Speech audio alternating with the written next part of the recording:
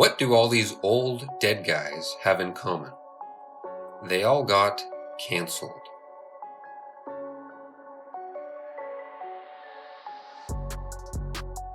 Throughout history, there have been many cases of people who have gotten into a lot of trouble, fired, excommunicated, even killed, for saying things that criticized the social forces of their time. Today, you might hear the word cancel culture to describe this trend, but it has always existed in some form, and we will go through some of the most classic examples. Now, I don't want to focus too much on buzzwords like cancel culture, so I'm going to focus more generally on instances where social pressures were the primary driving force responsible for shutting down a discussion or a person. And of course, this should be contrasted with the superior alternative, that is, the use of evidence, arguments, and debate to arrive at a resolution. Let's start with the ancient Greek philosopher Socrates. Socrates was put on trial and condemned to death for, quote, corrupting the youth and denying the gods of the city. He was known for going around the city of Athens, attracting an audience, asking questions, debating, and at times criticizing government. Young people liked to follow him, including the son of a well-known politician, Anytus. This is partially what got him into some trouble because Anytus did not like what Socrates was teaching his son and other people. Now, to be fair, all this debating probably made Socrates a little annoying, and some people responded to him intelligently, like Aristophanes, who criticized philosophers for being able to argue anything if they tried hard enough.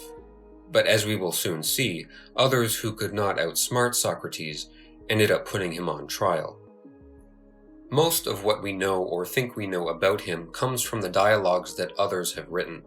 One of the most well-known is the Apology by Plato, which documents the trial of Socrates. In the Apology, Socrates tells the story of how his search for wisdom made so many people hate him. As the story goes, one of his friends went to visit the oracle at Delphi. This was supposed to be where you went to receive prophecies and wisdom in ancient Greece. The friend asked the oracle if there was any man wiser than Socrates. The oracle replied that there was not. When Socrates was told about this, he was initially confused because he knew many men who were more skilled than him. So he went to talk with people who were supposed to be very knowledgeable. He talked with politicians, poets, and craftsmen in the thriving city of Athens. Of course, all these men had certain skills that Socrates did not have, so at the surface they appeared to be wiser than him. But on a deeper level, all these men were very flawed. Their knowledge made them think they knew many things beyond their area of expertise. When Socrates asked them to explain or justify their words, they were unable to, and this led Socrates to conclude that there was a certain wisdom in just being honest about what you do not know. In his own words, he says, "I am wiser than this man. He thinks he knows something when he does not, whereas when I do not know, neither do I think I know." This kind of honesty is partially what made him a controversial figure, and he was ostracized by people who did not like this insight. Later during the trial, he describes this struggle. He says, "As a result of this investigation, gentlemen of the jury, I acquired much unpopularity, of a kind that is hard to deal with and is a heavy burden. Many slanders came from these people. One of these slanders was the lie that he did not believe in any gods at all. Now, this accusation was serious because the punishment was death. His main accusers were Meletus, who spoke on behalf of poets, Anytus, who spoke on behalf of craftsmen and politicians, and Lycon, who spoke on behalf of orators. During the trial, it became clear that people just wanted to get rid of him, and they were not really interested in justifying why. One clear example of this is seen at the trial when Socrates gets one of his accusers to contradict himself. Meletus accuses Socrates of not believing in any gods, but later in the trial, Meletus gets trapped into admitting that Socrates actually does believe in gods. Here, Socrates points out a flaw in the argument against him, but unfortunately, logic and reason were not enough to push back against the social mob that just hated him.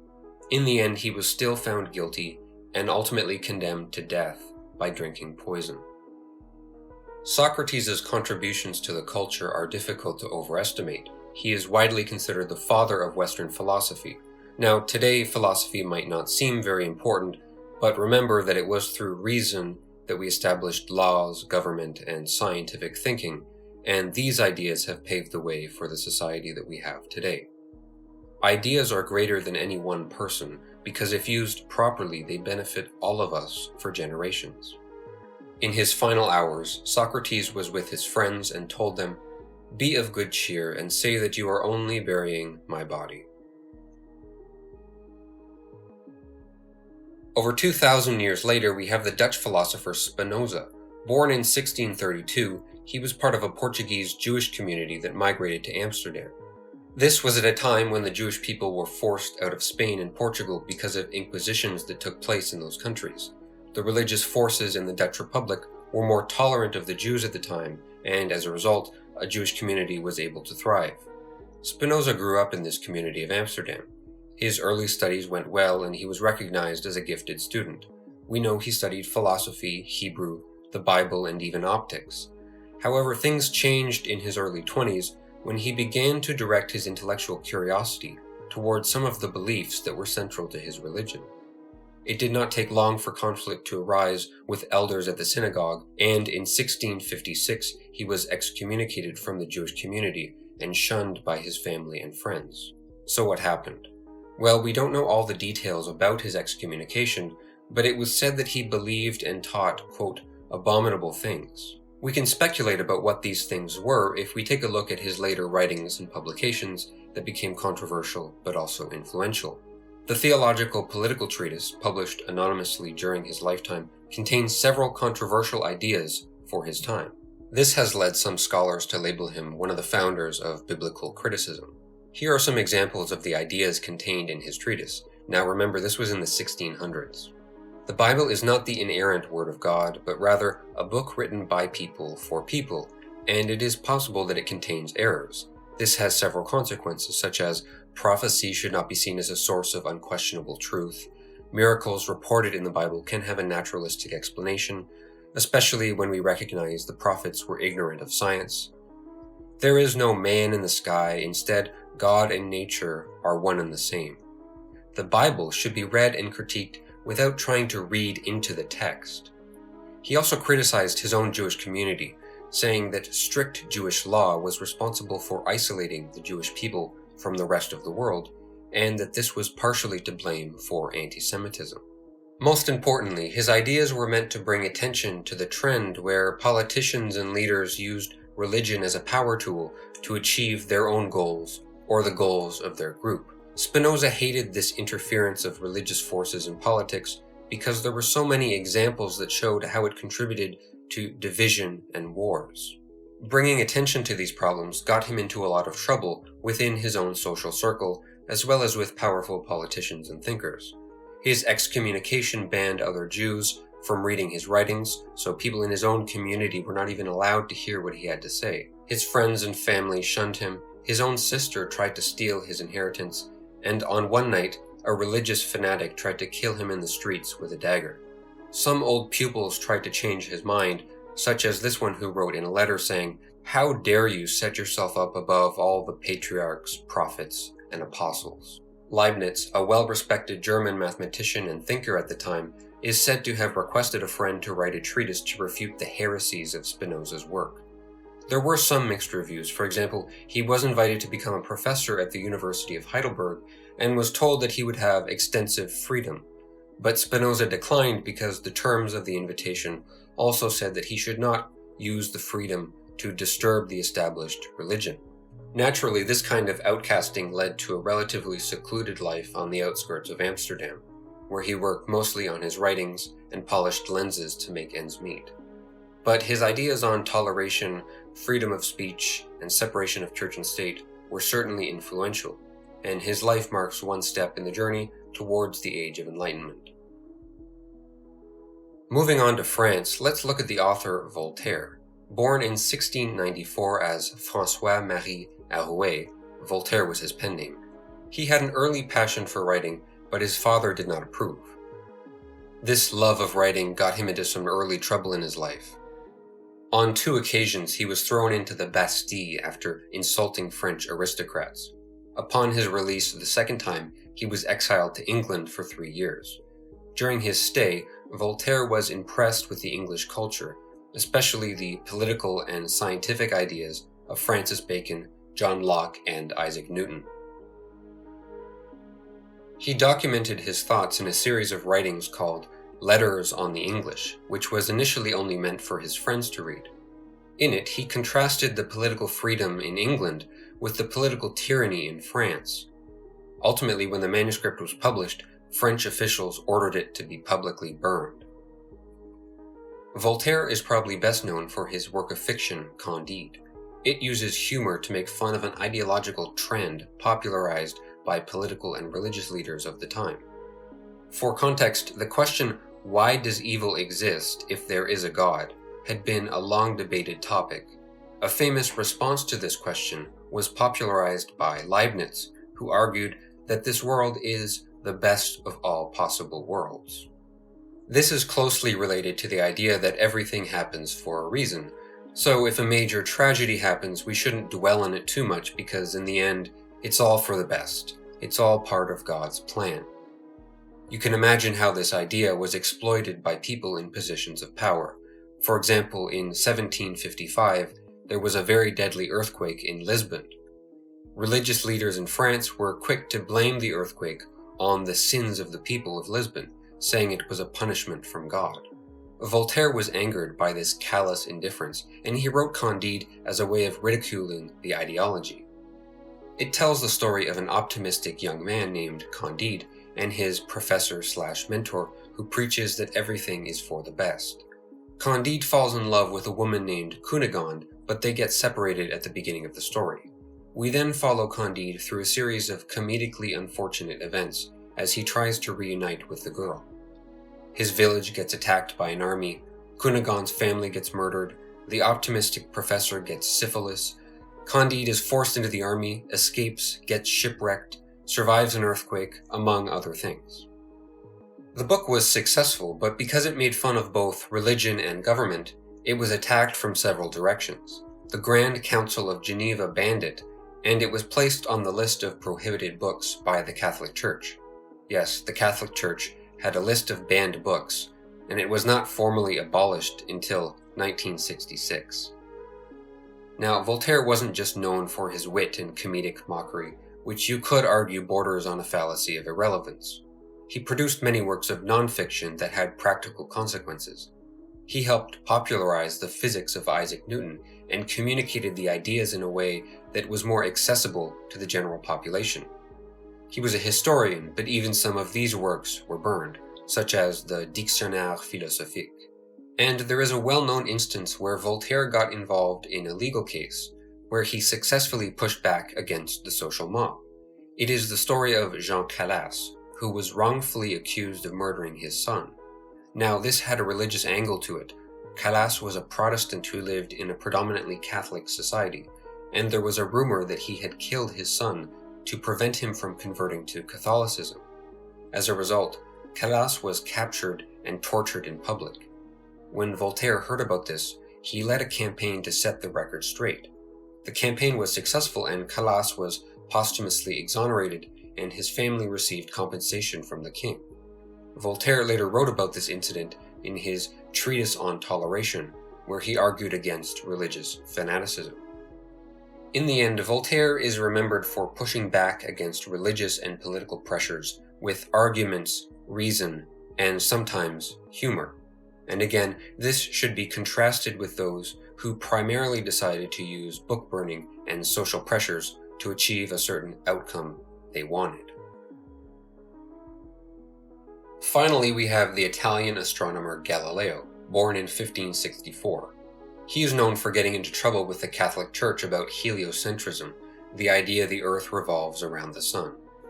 Now, this idea existed before Galileo. It had been discussed by some Greek philosophers, and it had been published as a theory by Copernicus many decades before Galileo without causing a problem.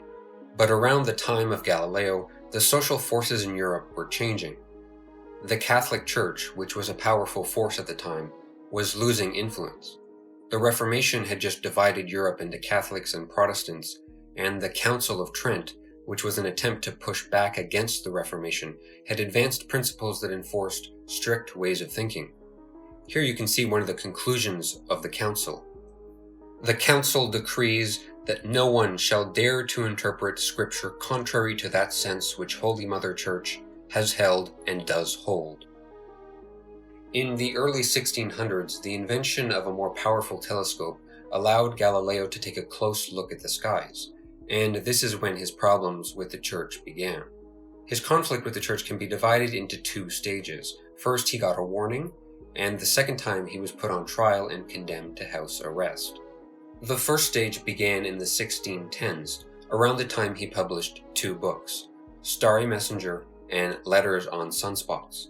Without going into much detail, he made observations about Jupiter and Venus that contradicted older astronomical models.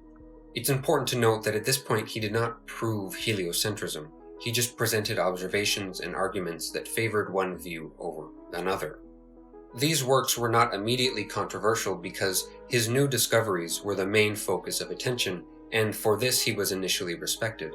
But controversy started when Galileo began to openly discuss the possibility that the Earth moved around the Sun. When engaging in debates, he became dismissive at how quickly people appealed to Scripture to settle the argument. Here is one person's description of how Galileo tried to push back against the dominant social forces of his time. He, Galileo, discourses often amid 15 or 20 guests who make hot assaults upon him, now in one house, now in another, but he is so well prepared that he laughs them off, and although the novelty of his opinion leaves people unpersuaded, he reveals the futility of most of the arguments with which his opponents try to defeat him. This behavior started to bother people in high places, such as Niccolò Lorini, who issued complaints to the Inquisition. In 1616, the councillors of the Inquisition formally censured heliocentrism and declared it to be heretical. At this point, Galileo was simply told not to defend heliocentrism. Fast forward many years later in 1623, and one of Galileo's friends actually became the Pope, Urban VIII. This changed the playing field, and Galileo used the opportunity to reignite the debate about heliocentrism. The Pope was initially more accepting of the idea, as long as it was treated as just a hypothesis. Galileo eventually published a new book, Dialogue Concerning the Two Chief World Systems. In it, Galileo defended heliocentrism a little bit too forcefully. Also, around this time, the Pope was caught up in wars and threats to his power, and was less interested in tolerating a theory that made the Church look bad. When the Pope found out about the new book, he was said to have exploded in anger. Printing of the book was suspended, and in 1633, Galileo was put on trial by the Inquisition. This time, the Inquisition gave more than a warning. Galileo was found, quote, vehemently suspected of heresy for having held and believed a doctrine that is false and contrary to divine and holy Scripture. For this, he was forced to recant his views and spent the rest of his life under house arrest. It's important not to idealize these people. They certainly had their own flaws, emotions, and egos. But you don't need to agree with Spinoza or Voltaire about everything to respect their value for debate and their resilience when confronted with social forces. So what can we learn from these men? Well, this is about much more than free speech or the debate between science and religion. In all these examples, there was a central conflict between social forces and reason. These forces can come from different sources. The main ones we have seen include religion, politics, and the general will of the people. It manifests as a kind of social expectation about what is acceptable or unacceptable, and it carries great persuasion power. Regardless, the problem with social forces is that they are inferior to reason and often irrelevant to the quality of an argument. It's important to have a clear recognition of this inferiority. Otherwise, relativism about truth and mob rule are allowed to have unrestrained influence, and you might end up like Socrates. Social forces are like the blind emotional reaction of the society, or part of the society. For example, they can give you a sense of the outcome a group of people want, but they do not help in justifying why the desired outcome makes any sense in the first place. Today's social forces are just as powerful and pervasive as they have been in the past. In modern democratic societies, they often stem from the general will of the people, identity groups, or political camps. It can sometimes be difficult to identify these forces because they can take on subtle and innocent forms. An example could be the social expectation that we should all stand together in solidarity behind some cause. This is especially persuasive if the issue is framed in a way that makes it look like there is a great power struggle between different groups, or that you will be on the wrong side of history if you do not yield to the sympathies of a certain group. All this is not to say that social forces serve no purpose. They are certainly useful when it comes to forming social bonds. They are an artifact of human psychology and exist in all cultures. Of course, this video focused on social forces gone wrong in Western culture, but I could also find examples in other cultures. So the issue is not that these forces exist, but that they often have power and influence in areas of debate where they do not belong. Instead, reason is needed to answer the important questions that actually help us build a stable society. These questions, which are often the subject of debate, are usually divided into two categories. The first type of question is descriptive. It asks, what is an accurate description of the external world we all share together? So if the question is about what is true in the physical world, say for example, what is the average human height, or the question, do vaccines prevent disease, then in these cases, the arguments will involve statistics, evidence, and facts about the world. Some of these questions can be very difficult to answer, and although we may never have a perfect understanding of the world, it should be made very clear that there are certain descriptions of the external world that are more accurate than others. And this is true not for any dogmatic reason, but simply because what people feel about the external world cannot change what is already true about it. The second type of question is prescriptive. It asks, what is the best way to live together in this world? So if the question is about the best political ideologies, principles, values, laws, or moral judgments, then the arguments will involve discussions about what it means to be just. Again, this can be a very difficult question to answer, but we should recognize that there must be a hierarchy of values, where certain values are superior to others. This way, we have a very clear understanding of what happens when there is a conflict between different values or beliefs. Now, in the real world, these kinds of discussions get complicated quickly, so I'll leave more detail for another video. Alright, that's all. Thank you very much for watching. Please like, comment, and subscribe.